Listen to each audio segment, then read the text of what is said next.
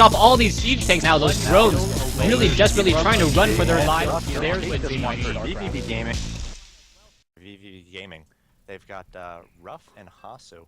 So two exciting players coming up after Zog, but hopefully Zog able to take this one from time, even things up at 1-1. Always like to see Wednesday Night Starcraft go to more and more games.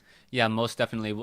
I want to see more games as well. It's also very difficult to fall behind 2-0 in a best-of-7 series. Definitely. So we'll see what's going to happen as Zog is spawned as the blue Zerg player here on the top right-hand side of the map. Meanwhile, Time on the top left-hand side of the map as the red Protoss. Zerg versus Protoss on Shakura's Plateau. And as a Zerg player, Matron, what builds do you normally like to see? I see Shakura's being a macro style of map. Do you see it being the same way? Yeah, I mean, you're basically forced to macro. The Protoss can get that second base so easily that you have to be able to defend against two base timing attacks. And to do that, you almost need that third base. I really like Lucira's style, where he goes for Roach and Ling with upgrades and economy on this map. And basically with that style, you want to try to deny a third for Protoss. Getting that second very easy for them, but if they venture out for a third, they start dealing with very wide open spaces or trying to defend a huge area going to the natural of that southern base. So you use those roaches, use those lings and your big economy to get good surrounds, good positioning, try to deny that third base. So that's the style that I like on this map. I think a number of Zerg players have used that to success in a number of tournaments on this map as well. Yeah, but of course, Time is going to throw all of our theory craft out the window, as he is not going to be trying to build a Forge Fast Expand or a low ground expansion. Instead, building close to home once again. Meanwhile, Zog is going for, I believe that was a 14 or 13 pool perhaps, as Zog still hasn't shown any signs of getting any gas just quite yet. He may be trying to expand off of that earlier spawning pool, making sure to have at least 4 Zerglings to clear away any pylons and probes, as Time quickly scouts out the wrong position and now will be making his way off to the north. Yeah, without a gas here, it really signifies that Zog probably going to be going for a fast 3 base. Typically, a lot of Zerg players will cut that gas early on. They won't get Zergling speed. They're going to give up map control if the Protoss wants to take it. And this is sort of a metagame play where on this map, you expect Protoss to go for that fast expand, and Zog's going to see that there's no fast expand coming from Time. In fact, he's not even walled off. So we'll see if Zog actually decides to get that gas or whether he does go for that quick third hatchery. Yeah, right now Time's build is very, very similar to what he showed against Titan in the last game. So we'll see if Zog was actually watching that matchup and what he learned and what he's going to do. But I can't imagine that Time's going to be using the same exact strategy this, a second time around. He knows that he's been scouted out. He knows that the strategy's been used, and perhaps Zog can come up with something to try and counter it. As Zog is about halfway done on his hatchery, Zerglings will be able to make it up the ramp, and now I don't even see a Zealot. So 4 Zerglings going to perhaps be able to make or do a little bit of damage running through the mineral line. Yeah, we'll see whether they're able to take down a probe or two. We see Time immediately microing back those probes, and now he's going to do his best to defend against these 4 lings. And it looks like Zog's going to try to take down at least 1 probe here. Time doing a nice job of microing back that 1 low probe at 5 HP. And Time's going to force him out and now placing down that Nexus. So it's going to be a 1 gate expand here, this time placing down that Nexus before the second gate even finishes. So I like that by Time. He saw that there was no gas out for Zog early on. He probably saw that Zog was going to be going for that third hatch, and without that gas, you're not able to put a lot of pressure on the Protoss. So 1 gate is all it's really going to take for Time to defend this. Yeah, so 1 gate, the Stalker now just making his way out. We can see that the third base has already been established by Zog, and Zog changing the rally position over into the natural expansion as well. So very interesting. Zog having all of his bases hockeyed into one location, and now an Overlord being forced to pull back as a Stalker going to venture a little bit far inside the space. It may not work out well, especially as Zog is going to be able to fight on creep. The Queen going to be able to get in a little bit of damage. However, Drone's taking a little bit of damage as well. And now I believe the Stalker is going to take 5 hits in order to shoot down a drone, and there it goes. So taking a look at the total losses, 175 versus 150. Only 1 worker kill for, I believe, Time. So not much to talk about there. Yeah, getting a little bit of scouting, seeing that speed's still not done for his opponent. He does have a cannon about to finish, and Time does have these 2 sentries, so as these 8 lings make their way across the field, they're not going to be able to do too much damage with this wall off, and Time is successfully, you know, not defended against because no push came, but he's gotten this expansion up without taking any damage, and I think he's in a good position. Though at this point, Zog does have that third, and he's getting it a little bit saturated. The harvester count 29 to 31, but I imagine Zog going to be adding more and more drones in the next several minutes, but then needs to get a bit of scouting information to see what Time's going for in the mid game. Yeah, I'm still surprised that Zog at the 7 minute mark isn't harvesting any gas any longer. This is something a little bit strange, as at some point you do need to make his way in the tier 2. Zog getting a little greedy, knowing that his opponent is currently running off of 2 bases, and I think if Time had gone for Void Rays, we would need to see more queens coming in from Zog. But with the robotics facility, this looks exactly like the same build last time, but we do see an earlier Twilight Council. We'll see if he's going to be going for Colossi or perhaps High Templar. There's still so many options that Time has not really shown yet.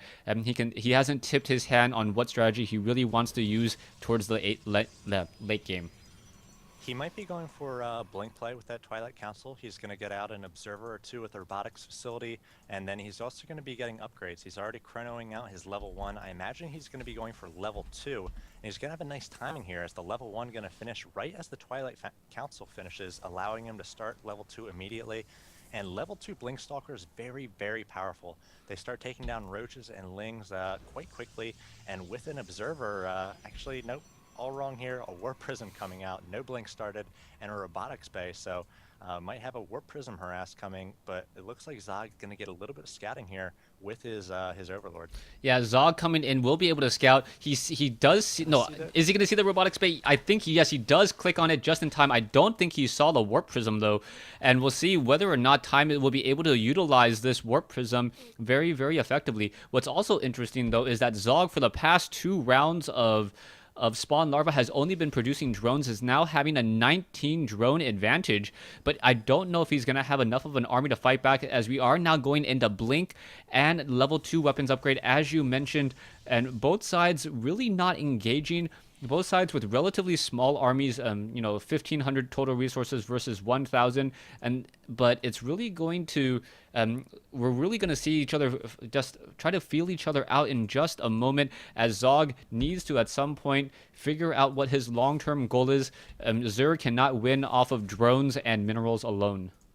We've got more and more links coming out here. It looks like he's going to have 30 total, and looking to get aggressive going midfield here. Might be just trying to posture a little bit, but now we've got the Warp Prism play, and we've got sentries in here with these Zealots being warped in, so they're going to try to take on these lings. Nice force fields being placed down. They're going to allow the lings and the Zealots to go mano a mano, and Zealots going to win that one every time, so Time has a lot of energy on these sentries, getting good force fields, and again, getting very cost-effective play with these Zealots, though he does need to attack me with those Zealots, getting caught up against those minerals there, and he's going to be able to escape here, doing a little bit of economic damage, just losing 2 Zealots and none of those sentries.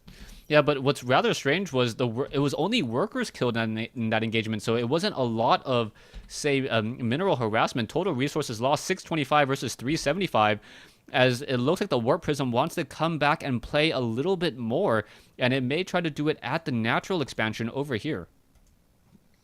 Yeah, and we do see Colossi coming out, as well as 6 gates for Time. So Time's going to be charging up here for some sort of timing push. He does have the extended thermal lance almost done, and again we see these sentries in the third, more force fields going off. This time they're going to be able to trap and take down a queen, and they've trapped all these drones as well. Luckily for Zog, these sentries don't do a lot in the way of drone killing, but now once again picking up in this Warp Prism, being very, very economical and cost efficient with this harassment, taking down, I believe, looks like 5 workers killed in that attack. He'd gotten 1 previously, so just doing a little bit of harassment, and it's at this point not costing him much of anything. Yeah, it's really not costing them much of anything, and I think time will be moving out with all of those gateways powered now and a level 3 weapons upgrade almost halfway completed, a couple more chrono boosts, and time is going to have a very large army. This is going to be a 2-base push with Colossi, and Sentry harassment has really been the name of the game right now, preventing Zog from doing very much, but Zog does have a 50 food advantage, so we'll see how it really translates. 79 drones versus 52 probes. But then again, we've all seen a Zerg player who tries the macro up a little bit too hard and then unable to fight back. We can see corruptors are now being added as well. 8 corruptors being added to the air in order to destroy all of these colossi, but the stalkers are going to have blink, level 3 weapons upgrade, and that means that those corruptors have to be absolutely perfect in terms of their engagement and focus fire. Otherwise, the stalkers are just going to be able to shoot them out of the sky, and those colossi will be able to run rampant through the base. I actually really like this position for Zog. He's got these, he's got lings, he's got roaches, and he's got enough corruptors to take down these colossi very quickly. And the force of time here is actually pretty puny. He's got these 4 colossi. If they're taken down quickly, I believe that Zog might be able to come out in this one ahead. He's got horrible positioning here. He's going to allow time to get up onto this high ground and get in a great position against this cliff with the colossi. And he's going to take down, looks like all the colossi focused down by the corruptors. No, it looks like 2 will survive. And Zog very cost inefficient there in that engagement. Now going to try to double back and focus down as many of these stalkers as possible. Might have his macro win out for him here as another Colossus does go down, and trying to focus down all these stalkers, but more and more coming for time, and it looks like time going to be pulling back, perhaps waiting for one more round, then pushing forward. Yeah, you got to remember level 3 weapons upgrade against only level 2 armor upgrade, so it is pretty even in terms of the overall upgrade count. The Colossus, though, able to get in a lot of damage, 21 damage per round of attack. After the 3 armor, 18 damage per attack, so still able to slice through a lot. A Colossus may be in a little bit of trouble, but we do see tunneling claws has been researched by Zog. So Zog, if he's able to burrow those roaches and be effective in a game of whack-a-mole, he may be able to get a lot more mileage, but time still pushing in. He's been able to blink back the stalkers that are low on hit points, low on shields, and save them. And it looks like Zog has perhaps reached the tipping point. His 50 food advantage now an 18 food deficit. Yeah, he's in a lot of trouble here. He's got roaches coming out and needs to group them all together for one final push, maybe with queens and drones as well. Time going to be taking down that third.